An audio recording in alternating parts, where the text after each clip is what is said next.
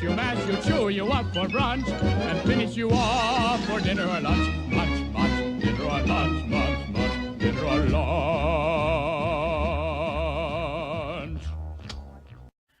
Hola a todos, bienvenidos a Filosofía Clase B, yo soy Oscar. Antes que nada, gracias a todos los que me mandaron saludos, deseo de que me recupere pronto. Ya estoy bien, incluso estoy recuperando cosas que no tenía muchas ganas de recuperar, pero ya pasó, gracias. Me preguntan cuándo voy a retomar la serie ¿Por qué el cine de hoy apesta? Este fin de semana. Lo demoré un par de semanas porque la verdad no me convencía el guión de la quinta parte, pero ya está. Entre hoy y mañana le hago los últimos retoques, lo grabo, lo edito en la semana y lo subo el viernes o sábado. Una persona razonable hubiese tenido escritos los guiones antes de empezar a subir los videos. Bueno, eso es lo que haría una persona razonable. Me proponen un top para este fin de año. Este fin de año no voy a hacer tops. Voy a hacer una serie de videos off topic. Son videos que tengo ganas de hacer, en algún caso hace años, pero lo demoré porque me parecía que no iban con el tono del canal. Porque en filosofía de película el tópico es muy amplio, muy extenso, muy abarcativo, pero hay un tópico, no es cualquier cosa. Y hay videos que me parecía que no daba, que tenía ganas de hacerlo, pero ¿qué tiene esto que ver con filosofía de película? Bueno, este fin de año, entre fin de diciembre y principio de enero, me voy a dar el gusto, lo voy a subir todos juntos. 3 o 4 videos off topic. Me comentan varios clichés que se me pasaron. El guerrero veterano o retirado que vuelve a pelear una última batalla por razones personales. Sí, yo creo que esto es tan común porque es el modo de filmar una última película con un héroe de acción que ya está para colgar los botines. Con un actor que ya no es tan joven como cuando filmaron la primera película. Entonces está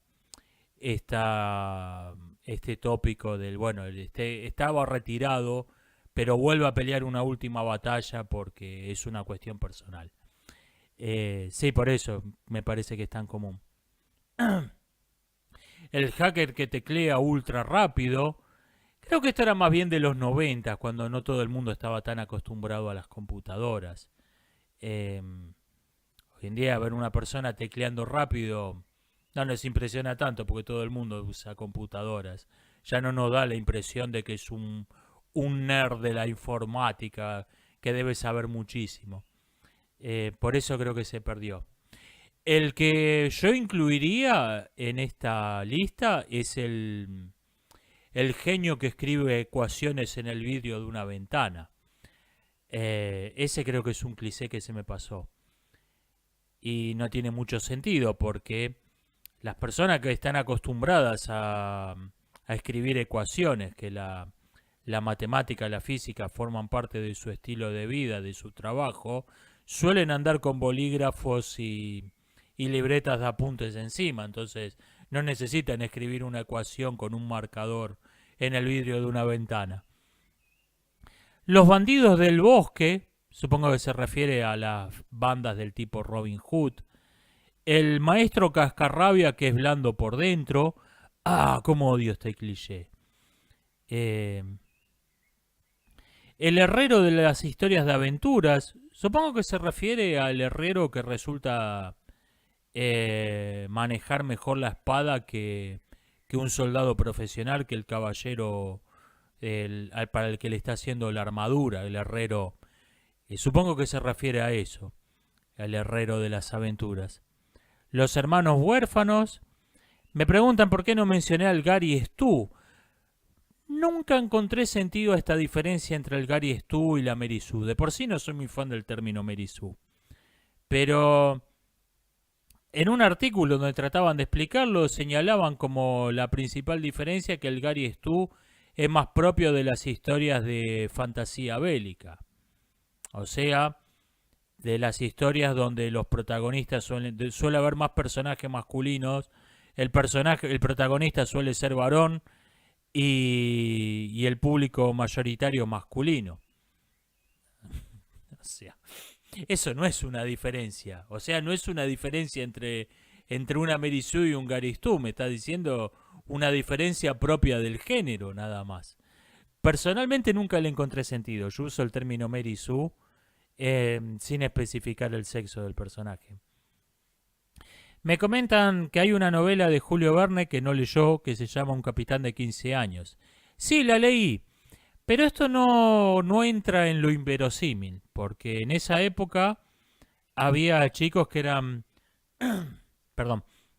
Había chicos que eran marineros de los 7, 8 años, así que el capitán de un pesquero de medio pelo como el de esa novela podía ser tranquilamente tener 15 años. No era inverosímil esto en esa época.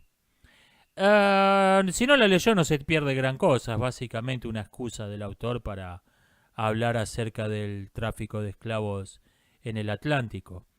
Salvo que usted sea afiliado al Partido Obrero y crea que el tráfico de esclavos en el Atlántico todavía es un asunto, puede tranquilamente vivir una vida feliz sin leer esa novela. El detective sobrenatural, no sé bien a qué se refieren con esto. El detective que tiene superpoderes, el detective que se ocupa de lo que parece un caso policial y resulta que eran fantasmas o demonios. No entendí bien a qué se refiere. El Stormtrooper o soldado profesional que no le pega nada. El monstruo que no mata al héroe sino que lo revolea para el costado. El monstruo, el Terminator, en vez de pegarle un piñón con el puño de acero, romperle la cabeza al muchachito, lo revolea por el aire varios metros. El villano que no remata al héroe cuando pudo y lo deja malherido y después se va a arrepentir. Yo creo que estos no son clichés. Estos últimos. El monstruo que revolea al muchachito al costado. El villano que lo deja por muerto y no lo remata. O el Stormtrooper, el soldado profesional que no le pega nada. Yo creo que son ripios narrativos. Son cosas que no son verosímiles. Donde un personaje se comporta de modo absurdo, contrario a lo que se estableció de ese personaje, en contra del todo sentido común, en contra de toda lógica, porque la historia tenía que ocurrir. I will kill you. No, what are you waiting for? Whatever the world throws at you, you fight it. Just Claw your way back. do it! Don't give up. Me mencionan la patada de 10 metros en el aire. Sí. Ya no sé si esto es un cliché o un recurso muy exagerado. Había un crítico que había escrito un artículo con todos los récords olímpicos que se batieron en 300. ¿Sí? Salto en largo, salto en alto, lanzamiento de la jabalina, todos los récords olímpicos había contado. La katana que corta una bala, no sabía que esto era tan común como para considerar un cliché. Sí está el guerrero de aventuras que va con una katana en medio de una pelea con armas de fuego, con rayo láser. Eso sí es increíblemente común. Fíjese, por ejemplo, en Aeon Flux, en el episodio llamado Guerra, hay un uso muy inteligente de esto, donde nos hacen creer que van a repetir la famosa escena de los cazadores del Arca Perdida, donde se enfrentan Indiana Jones con el revólver a un árabe con una cimitarra y nos toman completamente desprevenido, la historia va por otro lado. Ese es un ejemplo magistral de usar un cliché para subvertir las expectativas del espectador.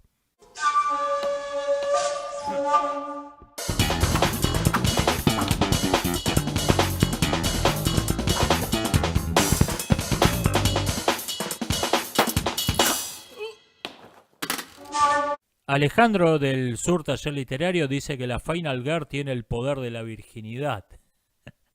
Sí, es verdad, esas películas son bastante mojigatas. En los slasher, en las películas de terror americanas, cada vez que alguien intenta tener sexo le pasa algo muy malo. Es verdad esto. Me comentan el tipo común y corriente que es un psicópata, supongo que se refiere a películas como Mr. Brooks y otras por el estilo. Los enemigos que se convierten en aliados, que es el argumento de todas las películas que tienen la palabra versus en el título. A mí esto no me parece tan malo el cliché en sí, sino que me parece que no está bien ejecutado. Me parece que siempre tiene esta forma. A y B se dan un par de mamporros y después dicen, no, la verdad que lo había juzgado mal a este tipo. Se hacen amigos y van juntos a pelear contra C. Esa es la estructura general. Y yo creo que sería más interesante que en vez de reconciliarse y hacerse amigos, salva a Marta, yo creo que sería más interesante que Batman y Superman, por ejemplo, se alíen, digan, ok, vamos a dejar de pelearnos entre nosotros, vamos a pelear contra los malos, porque nosotros somos los buenos de la película. Pero que esto no proceda de una reconciliación, sino que sea una nueva forma de rivalidad. O sea, sea la misma rivalidad que se manifiesta de otro modo. Vamos a pelear contra los malos y voy a mostrar que yo soy mejor que este forro. O sea, esa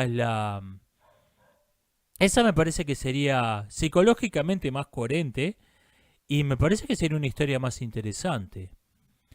Me comentan, la Unión Soviética, China, Alemania en los 40 no eran imperios malvados. Sí, pero hasta esos tipos tenían un discurso de nosotros somos los buenos de la película. Estamos luchando por la justicia, por la libertad, por la igualdad. O sea, hasta los más obvios imperios malvados del mundo real tienen un discurso donde ellos son los buenos. En los imperios malvados de la ficción, el emperador tiene títulos como el Señor Oscuro, el Amo del Mal. O sea, el Ministerio de Propaganda anda flojo en ese gobierno, me parece. ¿La mujer en el freezer no vendría a ser un MacGuffin? Sí, pero mientras que a nadie le importa qué hay dentro del portafolio de Pulp Fiction, si toda una historia va a girar en torno al héroe vengando la muerte de su esposa, esperábamos saber algo más de ese personaje. O sea, es un MacGuffin del que sí queríamos saber algo, para que la historia tenga más peso, tenga más sentido. No, simplemente, bueno, este tipo le mataron la esposa y se está vengando. Es como que falta algo ahí. Pero sí vendría a ser un MacGuffin, un elemento que en sí no tiene ninguna importancia y que sirve únicamente para poner en marcha la historia. Simplemente que suena pobre en este caso. Suena que esperábamos saber algo más de ese personaje. Preguntan dónde leo las preguntas que respondo. Mayormente en la caja de comentarios de los mismos videos. ¿Y con qué criterio las elijo? Si me parece que puedo decir algo interesante sobre el tema, la anoto y la respondo. No tengo un criterio de selección de las preguntas. Me preguntan, me dicen, no me preguntan, que el horror cósmico vendría a ser el retorno del horror a lo sobrenatural en un mundo post-cristiano, donde se dejó de dar por sentado el optimismo cósmico propio del cristianismo. Es un interesante punto de vista este. ¿Quiénes creo que son los amos del mundo en el mundo actual? Yo creo que nadie. Yo creo que el mundo actual es anárquico. Hay grupos que creen que nosotros dominamos el mundo, nosotros somos los marionetistas que mueven todos los piolines detrás de escena, pero están delirando. No hay un grupo de poder que esté detrás de todo en el mundo de hoy. Por lo menos en los últimos 3-4 años. El mundo se ha fragmentado de modo notorio y hay grupos de poder locales muy fuertes y que por la misma naturaleza del poder forman redes de alianza de alcance global. Pero no existen los Illuminati ni nada que se parezca. No existen, a ver, para decir qué me refiero, no existen ni siquiera porque me dirán los Illuminati nunca existieron. Ok, no los Illuminati del mito me refiero. No existen ni siquiera organizaciones como el G8, que un par de décadas atrás dictaban la política del mundo. Eso ya no existe. Organizaciones como la World Trade Organization, el G8 y similares que eran lo más parecido de la vida real a los Illuminati del mito. El Club Bilderberg, todas estas organizaciones oligárquicas de alcance global o ya no existen o perdieron muchísimo poder. O sea, el mundo, ¿quién manda en el mundo de hoy? Nadie. El mundo de hoy es anárquico. ¿Qué pienso del trilema de Munchausen? Que dice que el único modo de evitar la regresión al infinito de un razonamiento es cortarla en un punto arbitrario. Yo creo que esto no es verdad. Por ejemplo, cuando alguien establece los axiomas de una geometría, dice, por ejemplo, la línea más corta entre dos puntos es la recta, no está cortando en un punto arbitrario, está cortando donde tiene que cortar. En las ciencias empíricas se dan por buenos los datos obtenidos a través de ciertos instrumentos de medición, se los dan por bueno dentro de cierto margen que establecen los constructores del instrumento de observación a partir de ciertas pruebas que ha hecho que no están orientadas a investigar la realidad empírica, sino orientadas a medirle el propio potencial del instrumento que se va a usar para investigar la realidad. Esos datos se toman como punto de partida y a partir de ahí se empieza a inventar cada uno la teoría que mejor los explique. Estos puntos no son arbitrarios. En una geometría, el axioma no está demostrado, pero el axioma no necesita demostrarse, porque el axioma presupone, en toda demostración está presupuesto el axioma. El principio, por ejemplo, o en toda forma de razonamiento están implícitos algunos axiomas, no solo en la geometría. Por ejemplo, el principio de la exclusión de los contrarios es algo que necesitamos para que cualquier razonamiento tenga sentido. Sin el principio de exclusión de los contrarios, ningún razonamiento tiene sentido y por lo tanto ese principio no puede ser demostrado, pero no necesita ser demostrado. Y esto no es un punto arbitrario. Creo que lo que está mal en el trilema de Munchausen, que razonan, no sé quién fue el autor, razona que el único modo de impedir una regresión al infinito es cortarla en un punto arbitrario y dogmático. Esto no es verdad. Hay que cortarla la regresión al infinito en donde se tiene que cortar, en donde no tiene ningún sentido seguir pidiendo una demostración. Me preguntan, ¿creo que el bien es igual a la verdad?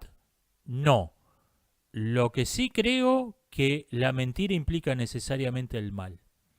No existe ninguna posibilidad de que la mentira se venga de la mano del bien.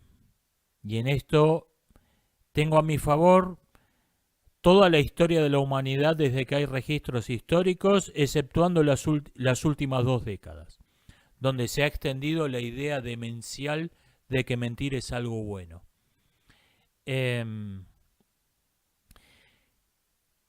Por ejemplo, la mayoría de las plantas son verdes, es una proposición que es verdadera, pero no necesariamente es buena. No me está diciendo nada que pueda identificar con el bien.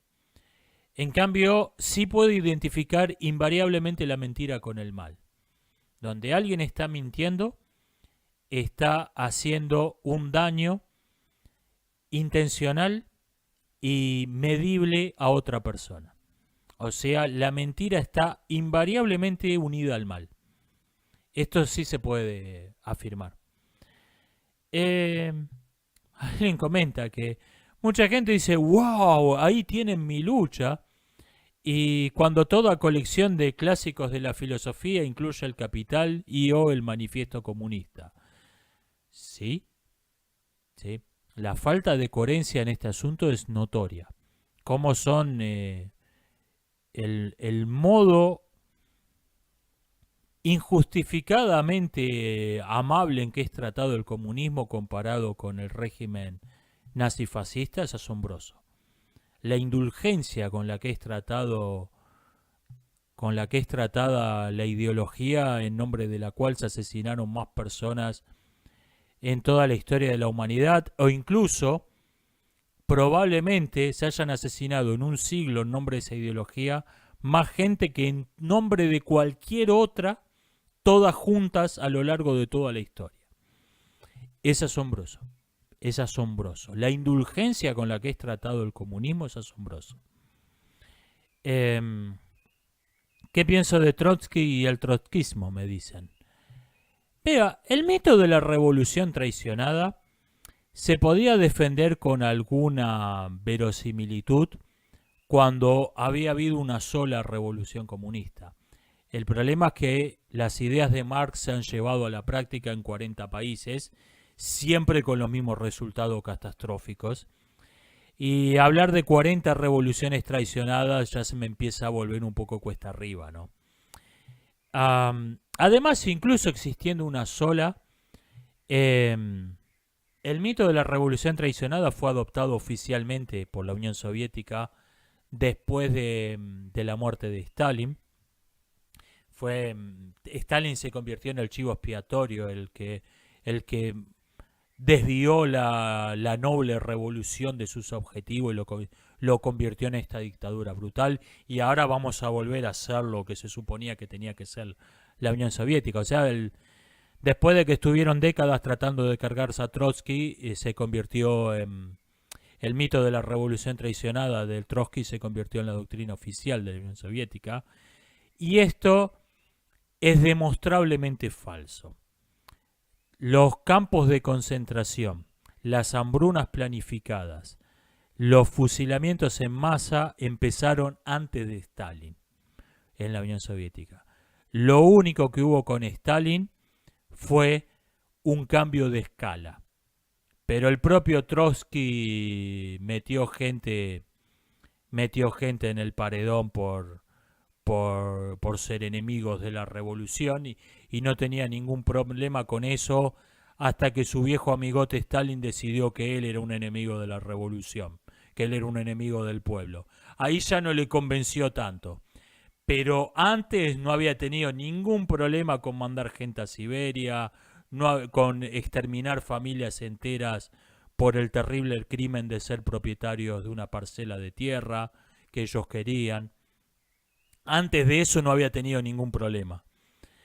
Me preguntan, ¿cómo puedo hacer para saber la verdad en Internet? Vea, la receta clásica para chequear información es ver si hay 3 fuentes de información independientes entre sí diciendo lo mismo. El problema es que en la época de Internet, saber qué es una fuente de información independiente se ha vuelto bastante complicado. Entonces yo considero más importante, ojo no, la confirmación independiente es importante, pero yo creo que la principal herramienta para chequear información hoy en la era de Internet es buscar la fuente original. Cuando uno lee un artículo, investigadores de Harvard descubrieron que la aloe vera previene la calvicie. Ok, tiene el link de quiénes son esos investigadores, donde tiene el link al paper.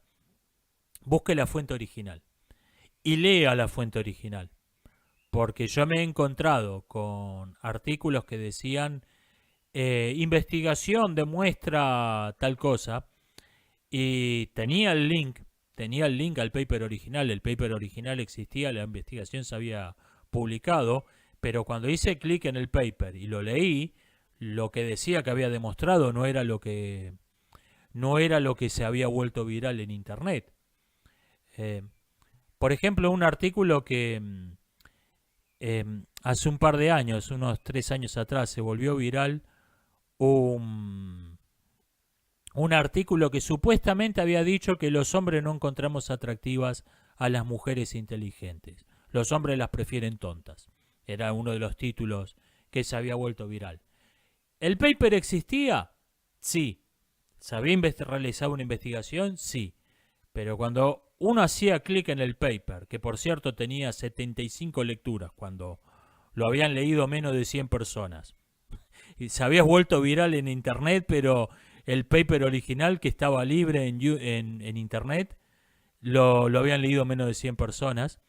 Yo fui el lector 76. Cuando uno hacía clic en el paper y lo leía, no decían lo que se había vuelto viral.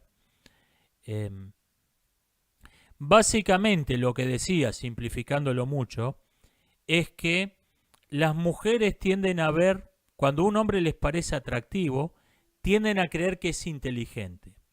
Y los hombres no. Cuando una mujer es atractiva, es atractiva. Después, si tiene alguna otra virtud, veremos. Eso era básicamente lo que decía. O sea, aunque el paper existía, la investigación existía, lo que se había vuelto viral no era verdad. No era lo que... Y ni siquiera estoy diciendo que tenga razón el paper. Estoy diciendo no era lo que decía el paper. Ni siquiera estoy diciendo que esa investigación haya estado bien hecha y lo que diga sea verdad. Pero lo que se volvió viral no era lo que decía el paper. Así que yo le recomiendo, como primera regla, busque la fuente original. Busque la fuente.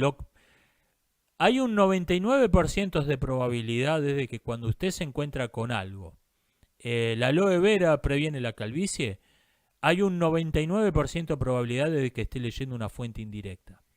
Lo primero que tiene que hacer es eliminar a los intermediarios. Busque la fuente original. Esa creo que es la mejor receta hoy en día.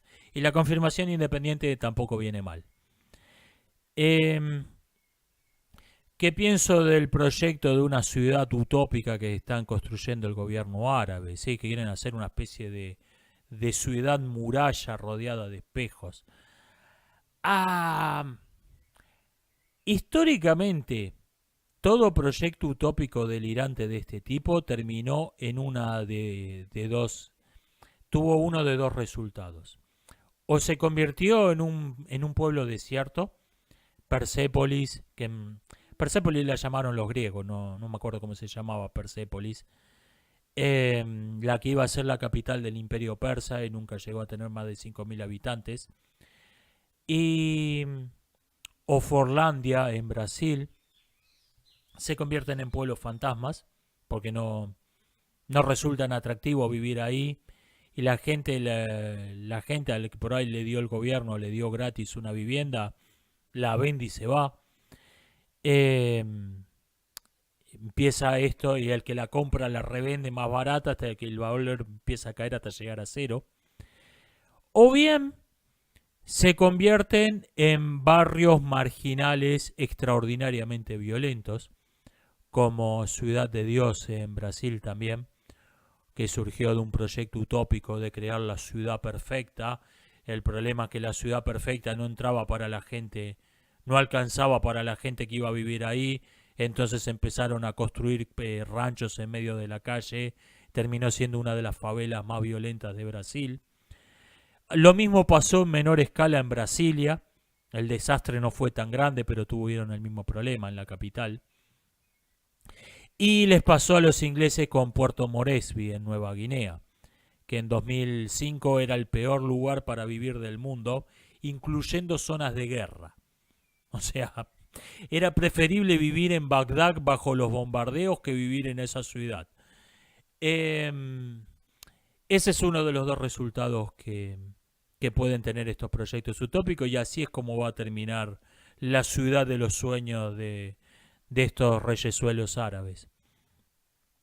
Las únicas veces en la historia donde un rey puso los dedos en el mapa en el medio de la nada y dijo, acá estaría bueno tener una ciudad, fue porque, y funcionó, fue porque había una razón estratégica, había una razón económica, había una razón militar, había una razón estratégica cualquiera por la que era una buena idea.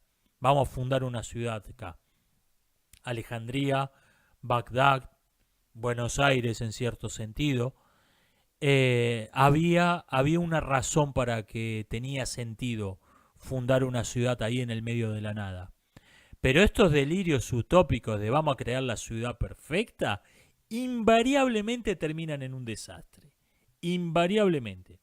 En el mejor de los casos se convierten en pueblos fantasmas y si no se convierten en lugares espantosos, en infiernos sobre la tierra. Y no la clase de infierno que por ahí le caiga simpático a los príncipes de Arabia, otra clase de infierno mucho más prosaica. Me preguntan, yo me considero un escritor de brújula o de mapa. Yo me considero un escritor aficionado. No, para empezar, en cualquier taller literario le van a recomendar, si quiere escribir, lea mucho, y yo prácticamente no leo ficción. Soy un lector de ensayos, escritor de ensayos, que tengo el hobby de escribir ficción cada tanto. Ahora, si me tengo que definir como una de las dos cosas, yo creo que me pasé de rosca con el mapa. Si alguna vez escribo, para empezar, si termino mi primera novela algún día, y si alguna vez escribo una segunda novela, me voy a relajar bastante. Ya no voy a volver a hacer lo mismo que hice con la primera. Donde, por ejemplo, creé fichas de personaje de 10 páginas. Esto es un caso real. Ficha de personaje de 7, 8 páginas, casi 10 páginas, para un personaje que en cada reescritura del borrador le fui restando importancia hasta que quedó convertida en una extra que dice 3 líneas. Es eso. Si alguna vez lo publico, se lo comento a alguien, para este personaje escribí 10 páginas, ¿vos estás loco? ¿Qué te pasa? Eso no tiene ningún sentido. Eso no tiene ningún sentido. Si llego a escribir una segunda novela, pero empezar tengo que terminar la primera. Si llego a escribir una segunda novela, no voy a ser un escritor de brújula. Seguramente voy a planificar, pero mucho menos. Me voy a relajar mucho más. No voy a tener el nivel de planificación totalmente desmesurado en el que caí en la primera. Me dicen que lo oyeron decir al Picalibro que la filosofía nos ayuda a morir, y me habían escuchado decir a mí algo parecido. Creo que los dos anduvimos leyendo a los socráticos menores, específicamente a Séneca, me parece. ¿En qué sentido esto es así? Vea, si usted está atravesando una crisis terminal, le quedan unas horas de vida, creo que una inyección de morfina va a ser más útil que un tratado de Aristóteles. En ese sentido, la filosofía no ayuda a morir. En el sentido al que se refiere esta sentencia, es a que todo pensamiento filosófico auténtico nos invita a contemplar nuestra existencia finita, el hecho de que somos seres mortales, que tenemos un límite. Incluso si el pensador cree que existe otra vida después de esta vida en cualquier caso es limitada, finita. Y sabiendo que tenemos una existencia limitada, sabiendo que nuestros días están contados, no sabemos cuántos son, pero sabemos que son limitados. Pueden quedarnos 2 horas, 2 días, 2 años, 2 décadas, 2 siglos lo dudo mucho, pero incluso si te quedan 2 siglos, el tiempo está limitado, el reloj está corriendo, y uno tiene que pensar qué va a hacer con esa vida que tiene. Tiene que pensar a qué va a destinar ese tiempo de vida que tiene. O sea, la muerte, sobre todo la visión estoica de la muerte, no es que la muerte es el final de la vida, es algo que está siempre en el futuro. No, la muerte es el aspecto negativo de la vida. Por ejemplo, si uno acaba de cumplir 47 años, lo más probable es que más de la mitad de su muerte ya la tenga en el pasado, porque le queda menos de la mitad de vida. Ya ha vivido más de la mitad de su vida. En este sentido, prepararse para morir, por lo tanto, es prepararse para vivir, porque la muerte no es lo que está al final de la vida, la muerte es algo que nos acompaña toda la vida. A esto creo que se refiere esa sentencia. Me preguntan qué pienso de los pasaportes internos que quieren poner en algunos países. Una elección nefasta más que encuentra con asombrosamente poca resistencia. Creo que es un buen ejemplo de algo que he comentado en algún momento, le dediqué un video entero, la completa inutilidad de las distopías para servir como advertencias para el mundo real. La distopía más exitosa de la historia, no hablo de calidad literaria, no hablo de profundidad de las ideas, me refiero a la distopía más leída en la historia, cuyas adaptaciones cinematográficas son la trilogía, en realidad son 4 películas, son la saga de películas más taquilleras de la historia tomada en su conjunto, tratan sobre los pasaportes internos. Y nadie, cuando le dicen vamos a poner pasaporte, vamos a dividir la población en distritos y van a necesitar un pasaporte para cruzar de un distrito a otro, nadie dijo, che, esto no se parece a esa novela de la chica que derribaba 2 aviones con arco y flecha. Nadie asocia.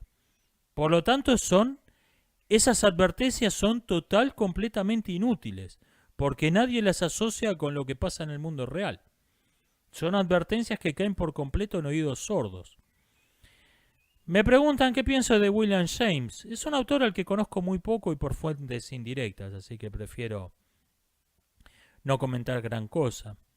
Forma parte de una serie de pensadores que tienen en común ver el pensamiento humano, la historia del pensamiento, como un proceso de 3 etapas, de 3 estadios. Obviamente todos son deudores de Comte. En el primer estadio no hay método. El pensamiento es espontáneo y primitivo. En el tercer estadio se ha encontrado el método, el pensamiento está disciplinado y es eficiente. Y en el medio hay un estadio de transición. Esta estructura la encontramos obviamente en Comte, la encontramos en Nietzsche, la encontramos en William James, la encontramos en Piaget, la encontramos en Kohlberg. Y yo creo que tienen todos el mismo defecto que tenía Comte, todos los pensadores de 3 estadios, que se inventaron el que ellos creen que es el estadio perfecto, el pensamiento decisivo, el pensamiento final, y a partir de ahí reinterpretan toda la historia del pensamiento a su imagen y semejanza. Creo que este problema está en Comte y creo que lo heredaron todos los pensadores de 3 estadios que le siguieron. Lo heredó Nietzsche, lo heredó James, lo heredaron Piaget y Kohlberg. Todos tienen este mismo problema. Por ejemplo, el uso de ideas como las redes neuronales, que la gente cree que la red neuronal es una máquina. No, la red neuronal es un proceso es una forma de procesar datos que funciona mucho mejor cuando lo hace una computadora. Pero una red neuronal se puede escribir con papel y lápiz usando cartulinas, se puede crear una red neuronal. Por ejemplo, la red neuronal, ese tipo de pensamiento mecanizado externo a nosotros, no encaja dentro del pensamiento positivo de Comte. O sea, vendría a ser un cuarto estadio que Comte no sospechaba que existía. Esta idea de que hay un pensamiento jefe final, un pensamiento decisivo, me parece sospechosamente dogmática. ¿Por qué no voy a ver el Mundial de Fútbol?, me pregunta. porque estoy protestando en contra de los abusos contra los aborígenes wichí. Nah, no lo estoy viendo porque no me gusta el fútbol. Creo que soy la única persona que no está viendo el Mundial de Fútbol por un motivo razonable. No me gusta el fútbol y especialmente no me gustan los mundiales de fútbol. Ese sistema de 4 rondas de eliminación directa me parece una locura. Me parece que el ganador del torneo termina siendo un puro azar.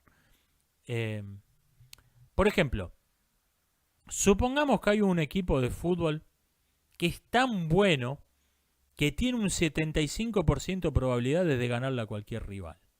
O sea, cualquier rival que se enfrente, hay 3 de 4 probabilidades de que gane ese equipo y 1/4 de que gane el rival. Estamos hablando de un equipazo, de una máquina de hacer goles, ¿no? Bueno, ¿cuál es la probabilidad de que ese equipo gane el torneo después de 4 rondas de eliminación directas? El 0,75 por 0,75 por 0,75 por 0,75, que es alrededor de 0,32. O sea, ese equipo que es de otra categoría tiene menos de 1/3 de probabilidades de ganar el torneo. No, me parece una locura. 4 rondas de eliminación directos es una lotería. No me gusta el torneo, no me gusta el torneo, no me gusta el Campeonato Mundial de Fútbol.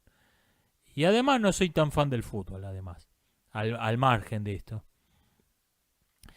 Me preguntan qué pienso de la objetividad de la belleza. Otro que ha estado viendo el Picalibro, que ha estado haciendo unos videos muy interesantes sobre este tema. Yo creo que la belleza está vinculada a algo que existe objetivamente. Pero esto no quiere decir que la belleza sea objetiva.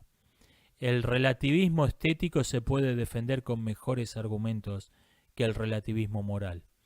A pesar de que la inmensa mayoría de los pensadores han tenido una misma filosofía en ética y estética. De hecho, algunos ni se molestaron en explicar una de sus doctrinas. Te explican su filosofía estética y te dicen, bueno, en ética pienso más o menos lo mismo. Como que lo dan por sentado y yo no veo por qué. ¿Por qué no se puede ser absolutista en ética y relativista en estética? No me parece tan evidente esto. Yo creo que la belleza está vinculada a algo que existe objetivamente, incluso algo que se puede medir. Por ejemplo, la simetría. Pero, al mismo tiempo, tenemos la observación que hacía Wittgenstein de que las proposiciones estéticas no sirven como premisas de silogismo. O sea, por ejemplo, no me gusta esta música porque el bajo corre muy rápido. ¿Quiere eso decir que si el bajo fuera más lento me gustaría? No necesariamente. Las proposiciones estéticas no sirven como premisa de silogismos.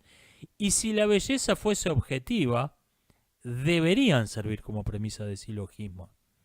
En efecto, si un rostro me parece feo porque no es simétrico, si ese rostro fuese más simétrico, tendría que parecerme más bello. Y esto, por cierto, es un recurso que se utiliza muchísimo en el cine. Los actores buscan que lo enfoquen desde su mejor perfil, o digitalmente se duplica el mejor perfil y se lo hace, la parte fea de la cara se la hace con el perfil bueno duplicado. Esto es más reciente, pero elegir el mejor perfil es algo que viene del cine mudo.